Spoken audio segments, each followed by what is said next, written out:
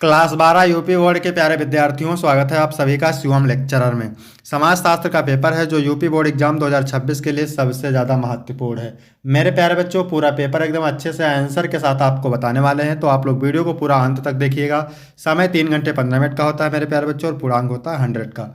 यहाँ पर थोड़ा सा निर्देश देख लेते हैं, क्योंकि निर्देश पढ़ना बहुत जरूरी होता है। प्रारंभ के 15 मिनट परीक्षार्थियों को प्रश्न पत्र पढ़ने के लिए निर्धारित है। सभी प्रश्न अनिवार्य हैं। प्रत्येक प्रश्न के लिए निर्धारित अंक उसके सामने दिए गए हैं कि कौन सा प्रश्न कितने अंक का है। प्रश्न संख्या 1 से 10 तक बहुविकल्पीय प्रश्न है, एक एक नंबर का। प्रश्न संख्या 11 से 20 तक अति लघु उत्तरीय प्रश्न है, जिनका प्रत्येक उत्तर लगभग 25 शब्दों में देना है। प्रश्न संख्या 21 से 26 तक लघु उत्तरीय प्रश्न है, जिनका प्रत्येक उत्तर लगभग 50 शब्दों में देना है। प्रश्न संख्या 27 से 29 तक दीर्घ उत्तरीय प्रश्न है, जिनका प्रत्येक उत्तर लगभग 150 शब्दों में देना है।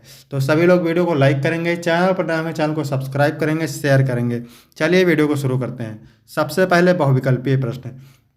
मेरे प्यारे बच्चों, इसमें प्रश्न नंबर 1 है, हरित क्रांति का सर्वाधिक प्रभाव किस राज्य पर पड़ा? मोस्ट इंपॉर्टेंट है। पंजाब पर, हरियाणा पर, मध्य प्रदेश पर, राजस्थान पर। तो हरित क्रांति का सर्वाधिक प्रभाव पड़ा था मेरे प्यारे बच्चों पंजाब राज्य पर। ए ऑप्शन बिल्कुल राइट हो जाएगा।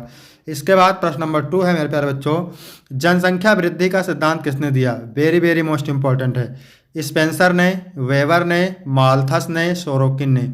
तो जनसंख्या वृद्धि का सिद्धांत दिया था मेरे प्यारे बच्चों माल्थस ने। आपका सी ऑप्शन राइट हो जाएगा। यदि आपको इसका पीडीएफ चाहिए तो डिस्क्रिप्शन में टेलीग्राम की लिंक मिल जाएगी, वहां से टेलीग्राम ज्वाइन करेंगे, आपको पीडीएफ मिल जाएगा।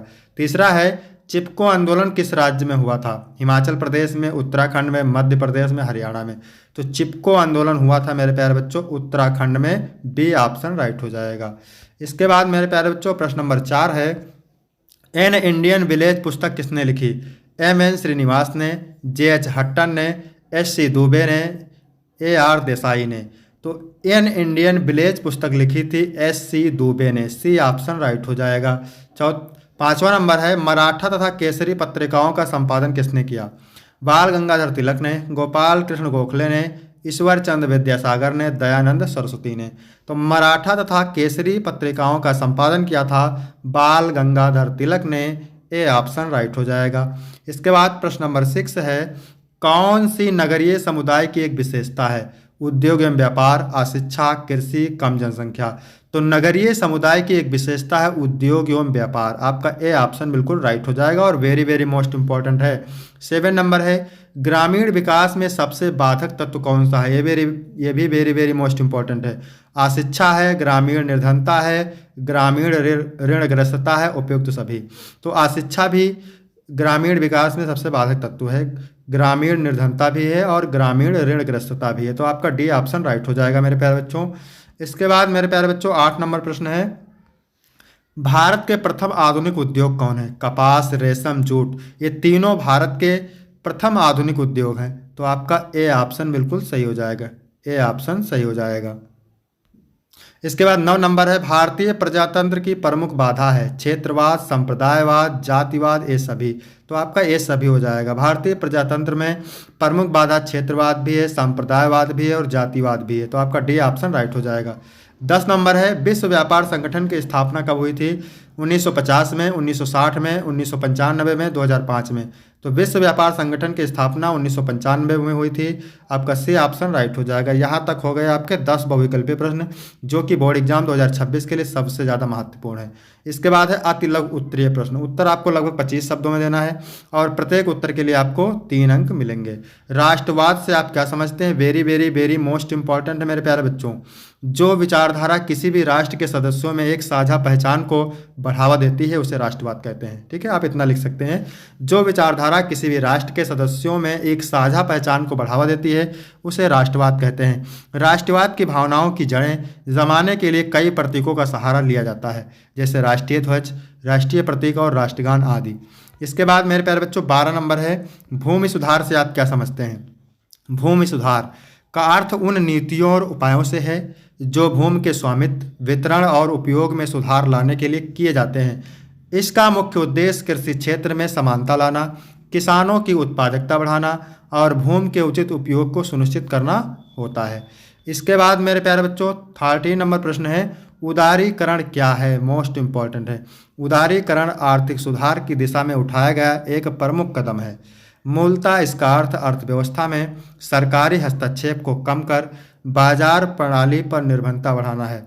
उदारीकरण का कृषि, उद्योग तथा सेवा तीनों क्षेत्रों पर अच्छा प्रभाव दिखता है। इसके बाद है 14 नंबर प्रश्न। क्या कह रहा है? एकल परिवार से आप क्या समझते हैं? तो एकल परिवार एक पारिवारिक इकाई है जिसमें 2 माता पिता और उनके बच्चे शामिल होते हैं। एकल परिवार को कभी कभी तात्कालिक परिवार या प्राथमिक परिवार कहा जाता है।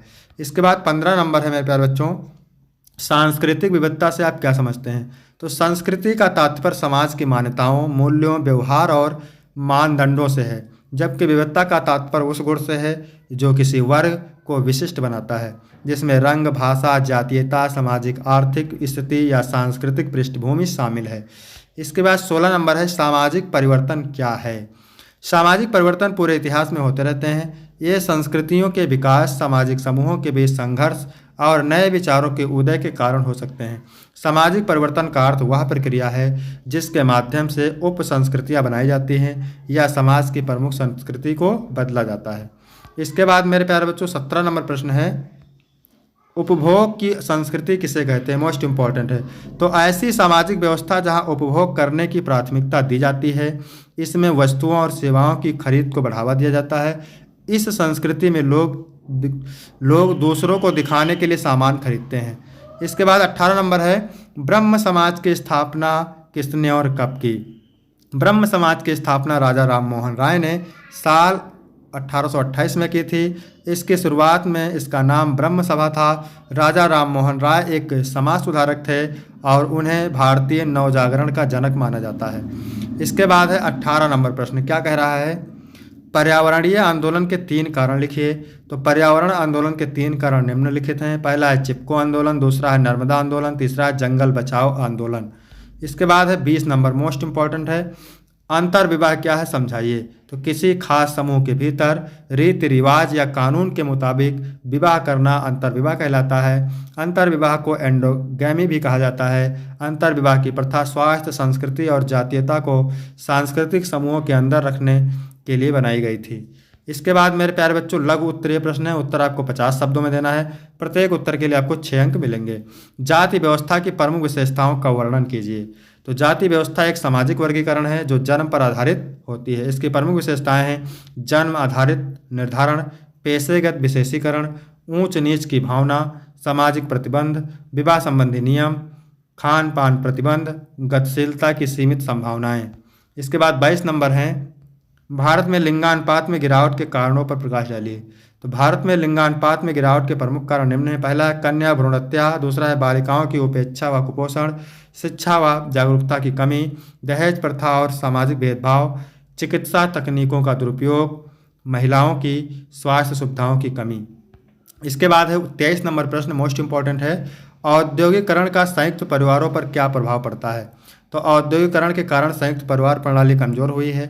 इसके प्रभाव निम्न हैं। पहला है रोजगार की तलाश में परिवारों का बिखराव, व्यक्तिगत स्वतंत्रता में वृद्धि, आर्थिक आत्मनिर्भरता, शहरीकरण के कारण छोटे परिवारों की प्रवृत्ति, पारंपरिक मूल्यों में बदलाव, वृद्धों की उपेक्षा की संभावना। इसके बाद है 23 नंबर, ग्राम पंचायत की शक्तियों का वर्णन कीजिए। ग्राम पंचायत की प्रमुख शक्तियाँ हैं स्थानीय विकास कार्य, कर व शुल्क वसूली, शिक्षा व स्वास्थ्य सुविधाओं का प्रबंधन, ग्रामीण न्याय व्यवस्था, सामाजिक कल्याण योजनाओं का कार्यान्वयन, कृषि व पशुपालन को बढ़ावा देना, सरकारी योजनाओं का क्रियान्वयन करना। इसके बाद मेरे प्यारे बच्चों 25 नंबर है, पर्यावरणीय आंदोलन से आप क्या समझते हैं? पर्यावरणीय आंदोलन वह सामाजिक प्रयास हैं जो पर्यावरण संरक्षण और प्राकृतिक संसाधनों के संतुलित उपयोग के लिए किए जाते हैं। ये आंदोलन वायु, जल, वन और जैव विविधता की रक्षा पर केंद्रित होते हैं। प्रमुख कारण है वृक्षों की कटाई, प्रदूषण, जलवायु परिवर्तन और औद्योगिकरण के दुष्प्रभाव। इसके बाद मेरे प्यारे बच्चों 26 नंबर है, राजा राम मोहन राय के समाज सुधार आंदोलन के विषय पर चर्चा कीजिए। तो राजा राम मोहन राय ने सामाजिक कुरीतियों के खिलाफ आंदोलन चलाया। उन्होंने सती प्रथा, बाल विवाह और जातिवाद का विरोध किया तथा स्त्री शिक्षा और विधवा विवाह को बढ़ावा दिया। उन्होंने ब्रह्म समाज की स्थापना की और तर्कवाद, आधुनिक शिक्षा व धार्मिक सुधारों पर जोर दिया, जिससे भारतीय समाज में नवजागरण आया। इसके बाद मेरे प्यारे बच्चों विस्तृत उत्तरीय प्रश्न है। उत्तर आपको 150 शब्दों में देना है। प्रत्येक उत्तर के लिए आपको 8 अंक मिलेंगे। 27 नंबर है, भारत में पुराने तथा नए सामाजिक आंदोलनों में स्पष्ट भेद करना क्यों कठिन है, अथवा दहेज प्रथा का अभिशाप है, व्याख्या कीजिए। तो मेरे प्यारे बच्चों मोस्ट इंपॉर्टेंट सारे प्रश्न आप तैयार करेंगे। उपनिवेशवाद किसे कहते हैं? उपनिवेश काल में राष्ट्रवाद के विकास की विवेचना कीजिए, अथवा भारतीय लोकतंत्र में दबाव समूह की भूमिका का मूल्यांकन कीजिए। इसके बाद 29 नंबर है, भारत में धर्मनिरपेक्षतावाद के सहायक कारणों की विवेचना कीजिए, अथवा हरित क्रांति और इसके सामाजिक परिणामों की विवेचना कीजिए। तो यहाँ तक वीडियो कंप्लीट होता है। वीडियो कैसा लगा? वीडियो अच्छा लगा हो तो वीडियो को लाइक करेंगे, चैनल को सब्सक्राइब करेंगे। फिर मिलते हैं आपको अगली वीडियो में, तब तक के लिए जय हिंद, जय भारत।